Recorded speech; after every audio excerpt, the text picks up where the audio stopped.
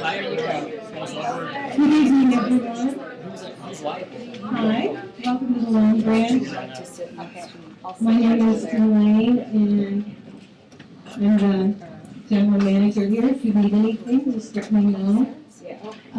We're very happy to be using the space of the Long Branch tonight for a town hall meeting. I think it's a great use of the space, and we need to have a place where we can have meetings like this. Fracking is a really important issue for our area.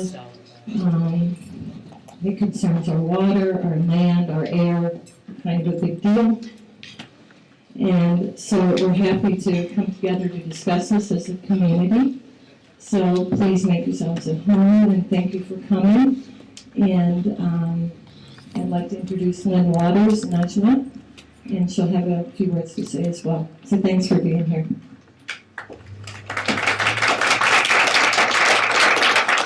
Good evening, everybody. First agenda would be for us to all turn our cell phones off.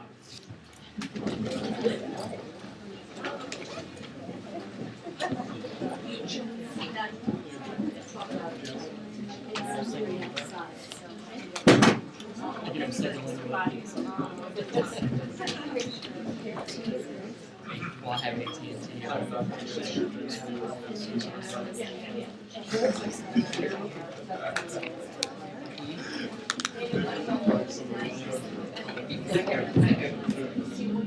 Thank you. My name is Lynn Waters. I'm fortunate enough to coordinate the Sustainable Living Film Series here at the Long Branch. Last year we showed the film Gasland as by request by a local farmer, Tom Grant from Mulberry Hill Farm.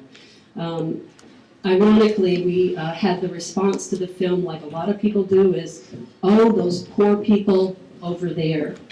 2 weeks later, in the Southern Illinoisan, the headlines read that fracking was coming to Southern Illinois in June 2012. That perked our attention, and we ended up showing Gasland for a second time and supporting some of the, we all wrote to actually Representative Michael Madigan, asking him to support some of the regulations that came through, that are coming through, that they're trying to regulate this process.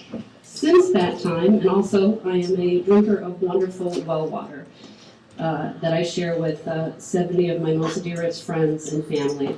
So we're very concerned about our water here in the advent of hydraulic fracturing in Southern Illinois. And I'm going to introduce to you Liz Petula, who really had me recognize and be convinced that fracking doesn't need to be regulated. It really does need to be banned. So she will, explain a little bit more about that. I would like us to just collect ourselves for a moment, just to focus, just to relax, just to really be here. I also would like to note the two folks from Lieutenant Governor Sheila Simon's office make it here. Okay, so you have your space. Then we can take these signs off, and there are now two front row seats here available.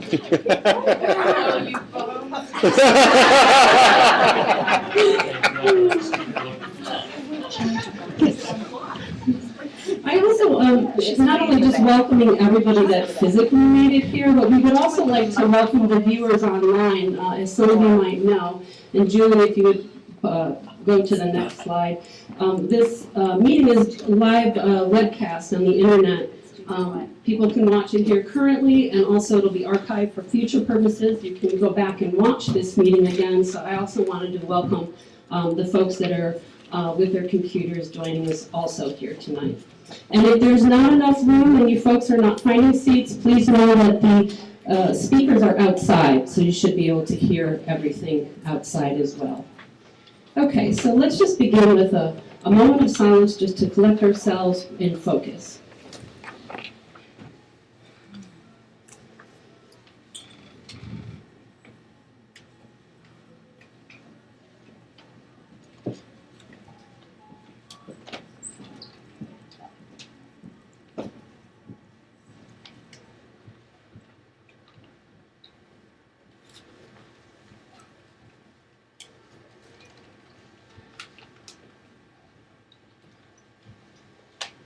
Thank you very much.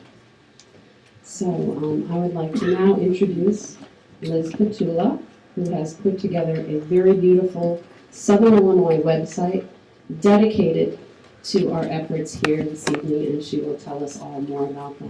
Liz?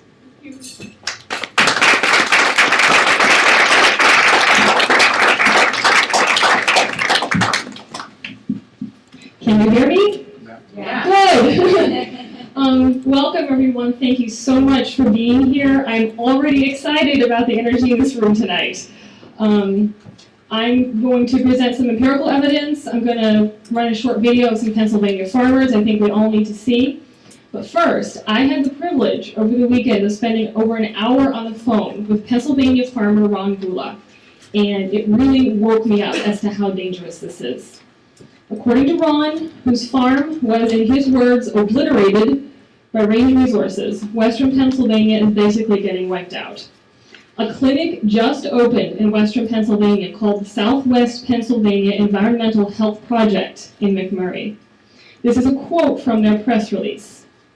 "We have launched a public health response to the gas drilling activities for the people that live here, breathing the air and drinking the water here day after day," said project manager and Washington County resident Raina Ripple, end quote.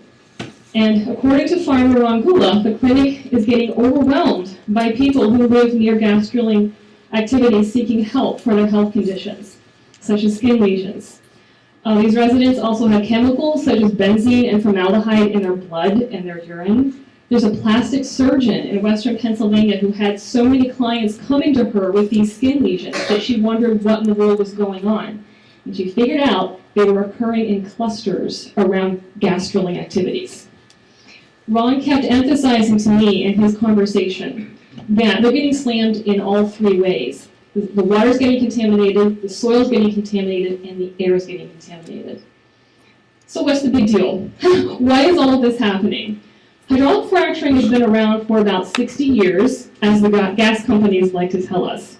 What they conveniently omit is that the combination of hydraulic fracturing and horizontal drilling has only been around for about 10 years, and that's when the contamination incidents have just exploded. There were problems before that, but not on the scale that we've seen in the last 10 years. I'm going to skip around here. I don't want to take too much time with this.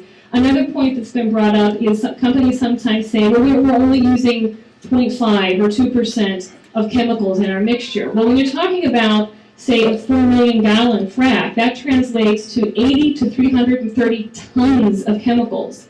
And some of these chemicals, like benzene, can pollute drinking water at quantities as small as 6 parts per billion. And these chemicals are showing up in people's water wells, and they're showing up in people's blood.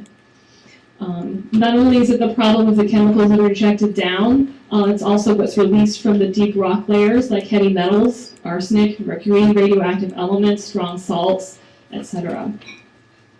So how does this stuff get into our aquifers?